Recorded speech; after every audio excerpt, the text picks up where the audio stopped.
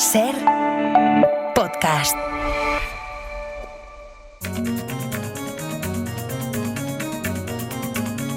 Hoy por Hoy Magazine.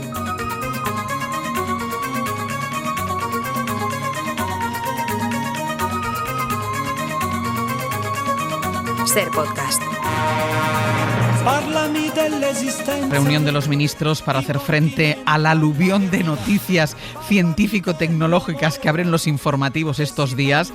Jaime García Cantero, buenos días. Muy buenos días. Nuño Domínguez, buenos días. Buenos días. Hay dos palabras, dos instituciones que han estado muy presentes en todas nuestras tramos informativos. Pues además, uno afecta a cada uno de vosotros, CENIO y Telefónica. Voy por partes. Empiezo por el CENIO, que me tiene atrapada. Es increíble. O sea, me tiene absolutamente atrapada. Segunda o tercera temporada. Bueno, pero segunda o tercera temporada, y a mí lo que me sabe mal es que estamos hablando de una institución que trabaja para la lucha contra el cáncer y que en lugar de ser noticia por su trabajo, últimamente no deja de ser noticia por escándalos. Sí, y eso es lo que más les preocupa a los científicos que trabajan ahí, que además, bueno, pues la mayoría son efectivamente gente honrada que hace su trabajo, pero es que esto y que es una institución absolutamente indispensable. O sea, es una institución indispensable y la verdad es que es heroico que se siga manteniendo más o menos como un centro de referencia en investigación del cáncer con todos los problemas que lleva teniendo desde prácticamente su creación, sí, porque se creó en el 98 y ha tenido numerosísimas crisis, algunas laborales, otras burocráticas,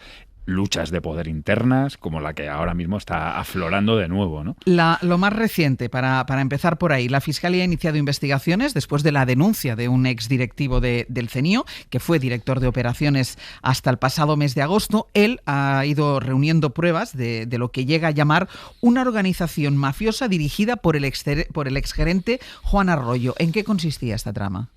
Bueno, según este denunciante, había una trama para otorgar repetidamente contratos a las mismas empresas que estarían relacionadas con el exgerente o con antiguos trabajadores del centro que se van del centro y abren empresas. Contratos a medida, contratos abren inflados. Empresas que saben que les van a contratar, claro. Claro, y que eran ganadoras de prácticamente todos los concursos a los que se presentaban, siempre según la denuncia, contratos fraccionados para no tener tanta fiscalización como deberían, y luego un gran agujero de contratos que se dan y que no se sabe si se han ejecutado. Es decir, yo te he dado un contrato por una cosa que después es muy difícil o imposible demostrar que has cumplido, que lo has aportado al centro, ¿no? Todo eso ya está en manos de la Fiscalía, pero es que además el gerente actual que ha sido nombrado para limpiar el CENIO, el 18 de noviembre lleva un informe a Fiscalía, por su parte. O sea, está el que Otro denuncia informe. la trama, y el nuevo gerente que también ve irregularidades, entiendo. Fuentes del patronato dice que también vio irregularidades y que, sobre todo, ha ido a la Fiscalía a decir estamos a su disposición cualquier información que necesiten.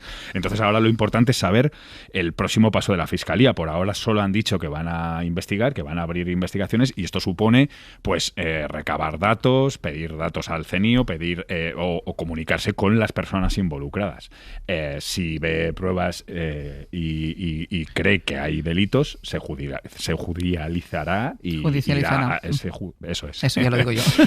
Y bueno, pues aflorará todo lo que ha estado pasando, repito, durante años. Pero ¿cómo es posible, Nuño, que haya estado pasando durante tantos años y no se haya hecho nada? Porque son irregularidades, algunas que han salido a la luz, es decir, que la gente además que lleváis información científica conocéis, quizá el resto de la gente no, pero ¿cómo es posible que nadie haya hecho nada? Se han hecho cosas, hubo una denuncia en 2018, bueno, se empiezan a salir cosas en 2018, se hace una denuncia, el partido político Vox hace una denuncia en 2020, pero se archiva por falta de pruebas. O sea, muchas de las cosas que están en la nueva denuncia ya estaban en esa denuncia y la jueza o el juez dijo que no había pruebas para determinar si había contratos irregulares. Ahora se supone que hay más pruebas, pero vamos a ver qué dice la justicia. Por ahora es todo presunto y, bueno, también es cierto que hay que tener una presunción de inocencia. Claro, hay que demostrarlo. Con el exgerente y con las otras personas. Lo que pasa es que es muy significativo que el patronato del CENIO haya eliminado directamente cargos de la estructura directiva del CENIO que en teoría están relacionados con estos contratos. El primero, el del exgerente, que tenía un nuevo puesto como vicedirector económico y que ahora han eliminado ese puesto. Está por ver cuál es el ajuste para si estas personas van a seguir trabajando en el CENIO o no, pero desde luego sus cargos desaparecen. ¿Y el Ministerio tiene algo que decir? El Ministerio públicamente muy poco, que están a disposición de la justicia y que el CENIO es un centro de referencia internacional. Ya cuando hablas con ellos de forma anónima, pues ya te dicen todos los problemas que llevan teniendo. Es cierto que ellos fueron alertados por el denunciante en marzo y en verano de este año.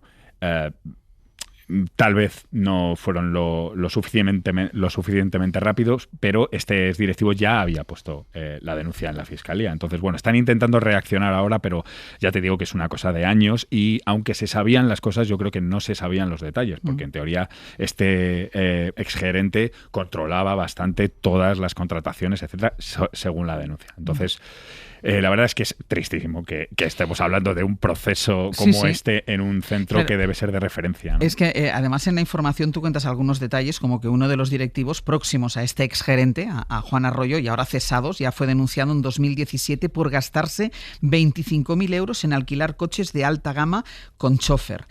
Claro, yo no sé, porque estamos acostumbrados a este tipo de comportamiento. Yo vengo de hacer el abierto y solo he hablado de corrupción prácticamente en el abierto. Claro, llama mucho la atención que esto pase en el mundo científico también.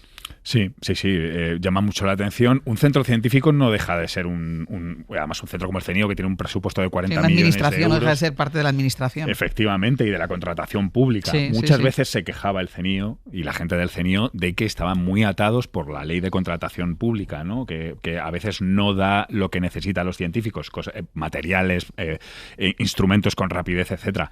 Pero, claro, es verdad que en todos sitios puede haber guisantes negros, ¿no? Claro. Hoy por Hoy Magazine. Ser podcast.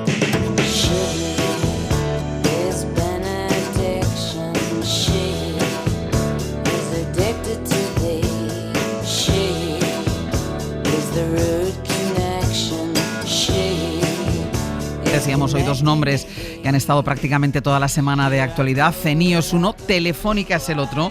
Jaime, se ha anunciado el despido de más de 6.000 personas. Esto quiere decir el 35% de la plantilla, y coincide además con despidos en todas las grandes tecnológicas estadounidenses. ¿Qué está pasando? Bueno, yo creo que se unen dos debates interesantes, ¿no? Que los dos los mencionabas tú. El primero es este movimiento de todas las tecnológicas del mundo despidiendo gente. Empezó Microsoft, recordemos, pero ha seguido Amazon, ha seguido IBM y seguirán las demás. Yo creo que en un cambio de modelo bastante grande y desde luego marcado por el efecto de la inteligencia artificial, pero un efecto que pocos esperábamos, ¿no? Aunque era difícil de esperar, que es la desaparición de ciertos trabajos muy tecnológicos como son los programadores. Recordemos cuando aquí nos contaban algunas políticas locales, ¿no? Aquí decíamos que era la profesión del futuro. Que era la profesión del futuro. Bueno, pues uno de los, Bremer, que es uno de los grandes gurús de Estados Unidos, decía la semana pasada que dedicarse a programar es tan estúpido como tatuarse la cara, ¿no? Es una mala opción hoy, pero en el medio plazo es aún peor, ¿no? Bueno, pues ese tipo de trabajos que parecían que con la tecnología iban a ser cada vez más valorados, pues con la inteligencia artificial están desapareciendo. Y esto... Porque lo hace la inteligencia artificial. Programa la inteligencia artificial. Esto hace que necesites menos gente y para ser competitivo en una industria tan competitiva como esta, pues estamos viendo este tipo de despidos. Creo que lo de Telefónica no es exactamente esto. Telefónica no es una compañía que es estrictamente tecnológica, como pueda ser Amazon o como pueda ser Meta, Microsoft o cualquiera de ellas. Es verdad que tiene una parte muy ligada a eso, pero tiene otra parte muy de infraestructura, muy ligada a un operador de telecomunicaciones de siempre, en el que posiblemente la entrada de la competencia cada vez mayor, la diversificación de sus negocios, algunos no muy rentables, vamos a dejarlo ahí, ha ido deteriorando sus cuentas. Pero para mí el gran debate hoy es si una compañía con un accionista mayoritario, el gobierno de España, desde hace relativamente poco tiempo, puede despedir a 6.000 personas con dinero público. Y este va a ser uno de los grandes debates. Ya hemos visto a la vicepresidenta Yolanda Díaz entrar en este debate. Y es un debate, yo creo que de largo calado. Dos, ¿no? Uno en el largo plazo, que es qué hacemos con esta esta nueva realidad, que es que hace falta menos gente en determinados sectores, y cómo reincorporamos a esta gente al día a día. Y dos, cómo hacemos esto desde una perspectiva que incluya lo público, que incluya lo social. Y creo que las dos cosas son importantes. La inteligencia artificial, lo estamos viendo ya, lo que hace es crear muy pocos empleos muy, muy, muy bien pagados, pero pagados como sueldos de futbolistas, y por otro lado, destruir miles de empleos. ¿Cómo gestionamos esa disparidad? Creo que es uno de los retos. Además, iba a decir, porque este es un problema a futuro. Este es un problema a futuro. Lo de Telefónica veremos, porque los seres de Telefónica ya se han anunciado otras veces y sabemos que de 6.000 esto se empezará a negociar, y pueden que sean 6.000, pueden que sean bastantes menos. Yo creo que todos esperamos que sean bastantes menos, pero es verdad que hay una tendencia de calado en el largo plazo, que es que hay ciertos sectores, por ejemplo la gestión de infraestructuras, por ejemplo el desarrollo de software, donde cada vez te va a hacer falta menos gente. Pero creo que es importante recordar, porque vamos a leer montones de titulares de la inteligencia artificial te quita el trabajo. No. El trabajo te lo quita una persona que decide poner inteligencia artificial en lugar tuyo y prescindir de ti para ganar más dinero. Que te despides un señor. Esos titulares me parece que es tratarnos a todos como si fuéramos estúpidos. No. La inteligencia artificial no despide a nadie. Un señor o señores deciden... Claro, que piensa que la inteligencia artificial le va a costar más barato y decide prescindir de ti.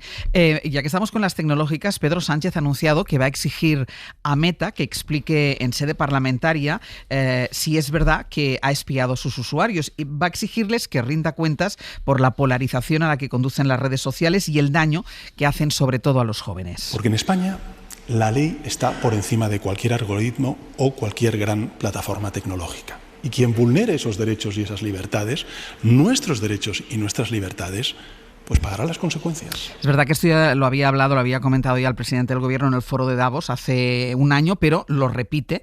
¿En la exigencia del Gobierno a las tecnológicas hay algo real o es solo postureo?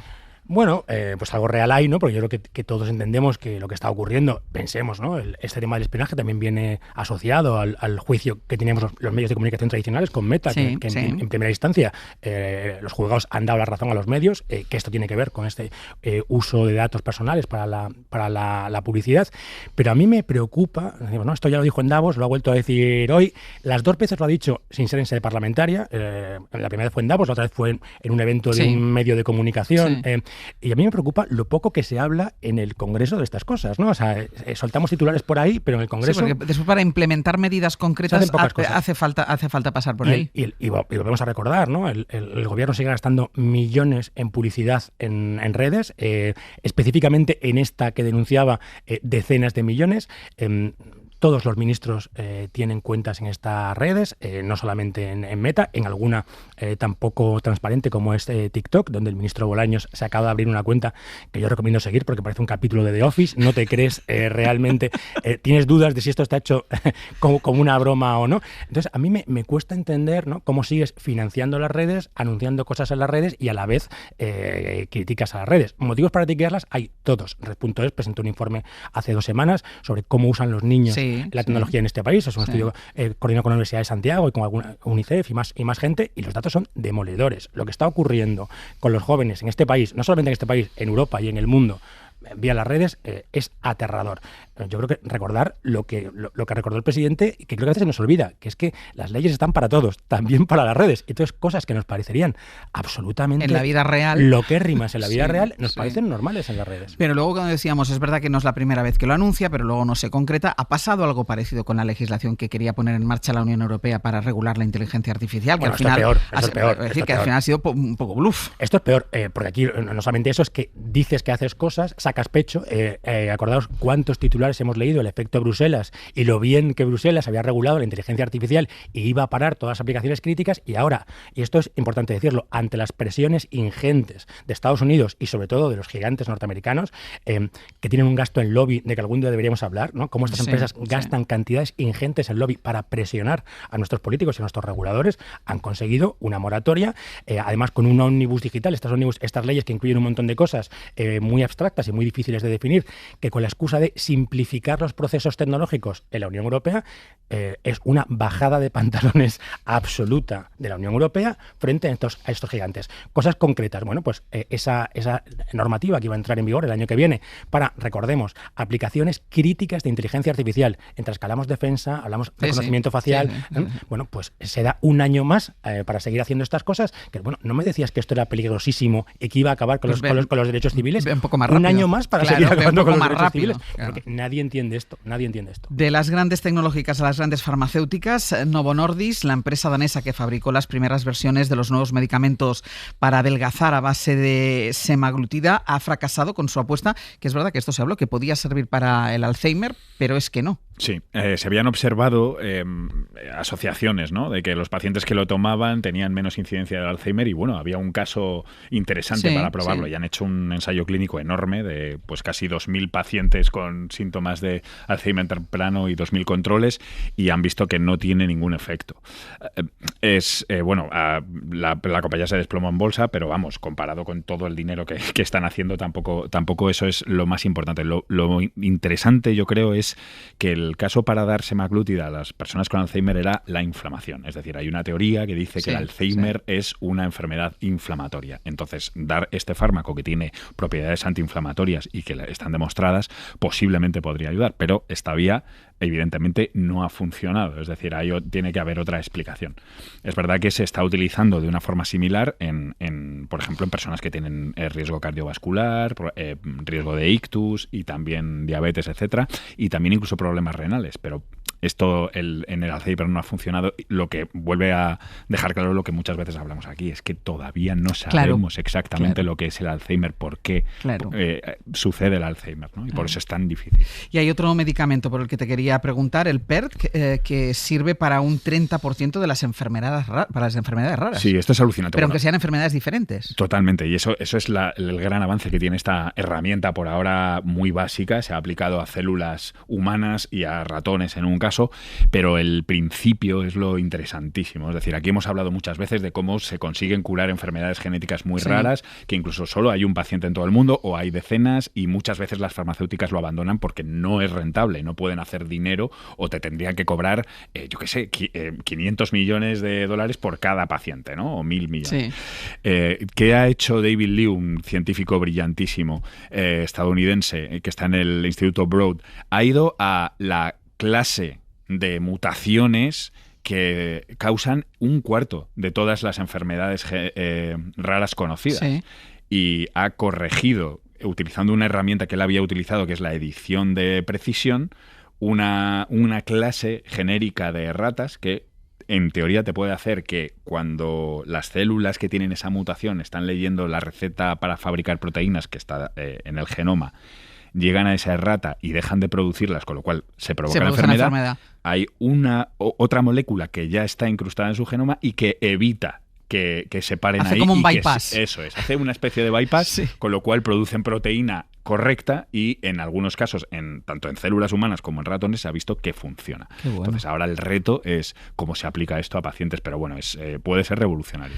Y en el apartado tecnológico, en torno al gigante del comercio chino Shein, Francia se plantea bloquear la web durante 3 meses. Recuerden que hubo el escándalo de que en Shein se podían comprar muñecas sexuales con aspecto infantil, pero hay incluso quien dice que también habría que bloquear a Temu, no ya porque vendan un producto ilegal, sino para proteger a los minoristas europeos. ¿Tú crees que estas webs empiezan a tener problemas en Europa o tampoco? ¿Solo queda en la amenaza? Bueno, yo creo que la amenaza está ahí. Claro, aquí al ser web chinas, la presión de los norteamericanos va a ser diferente. Claro. De hecho, muy diferente, porque es con el viento a favor. Es decir, los americanos van a presionar para que regules todo esto.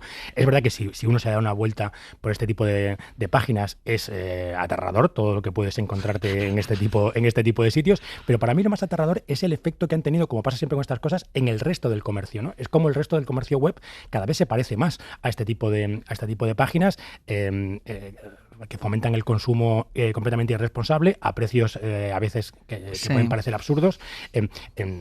Todos sabemos cómo va esto, ¿no? Compras 3, de los 3, 2 que te llegarán no te valen para nada, son directamente para tirarlo. La calidad de lo que compras, sí. Pero incluso Amazon, el líder indiscutible en todo esto, en Estados Unidos y en algunos países más, ya está entrando en este tipo de... En el comercio barato. Este tipo de modelo, en el comercio ultra barato, ¿no? Entonces, ojo con qué hacemos en torno a esto. Y ojo también, una vez más, ¿no? Con estos discursos de, si esto es una oportunidad para las pymes, ¿no? Y para las pequeñas tiendas que pueden vender en Temu ya, pero es que las pequeñas tiendas no quieren vender en Temu. Quieren vender ellas. Quieren seguir vendiendo en Chamberí o vendiendo en el centro de Soria. O aunque sea a través de Internet, pero aunque sea a través de Internet. Yo creo que ojo con estos discursos que a veces compramos, que estas compañías que gastan mucho en marketing construyen este tipo de cosas y... Es que además se da un hecho. Tú ahora te paseas por las webs y prácticamente todos los comercios, aunque sea una sola tienda, ya tiene su página web para vender. Es alucinante. O sea, tú te puedes comprar unos zapatos que has visto en una zapatería de Bilbao y te los puedes comprar en Madrid, ¿sabes? Pero otro fenómeno alucinante es cómo estas cosas fabricadas en China las puedes encontrar en cada vez más webs, ¿no? Sí, esto es tremendo. Buscas un producto concreto y verás que está en 300 sitios diferentes el mismo, a precios unos céntimos más altos, unos céntimos más bajos, y todo el mundo sabe que son cosas fabricadas en China. Algún día hablamos sobre esto porque pueblos enteros especializados en fabricar disfraces de Frozen. Te imagínate vivir en una ciudad donde todo el mundo se dedica a hacer disfraces de Frozen, porque esto va de esto, ¿no? De producción ultra especializada. Y lo que es alucinante es que te hacen el disfraz falso de Frozen y el verdadero. Claro, te hacen el bueno, todo, el regular, el malo. Es que son los mismos.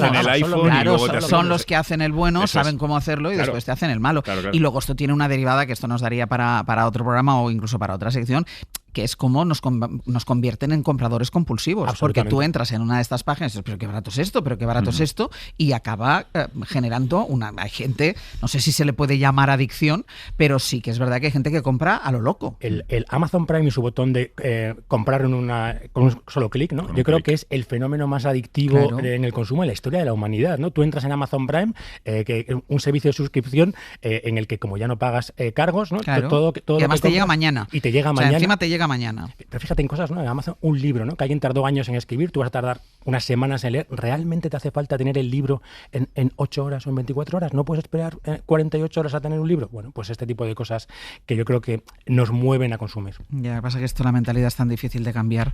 Nos quedan, como siempre, cosas en el tintero, pero la semana que viene volvemos. Muy bien. Venga, hasta la semana que viene. Para no perderte ningún episodio, síguenos en la aplicación o la web de la SER, Podium Podcast o tu plataforma de audio favorita.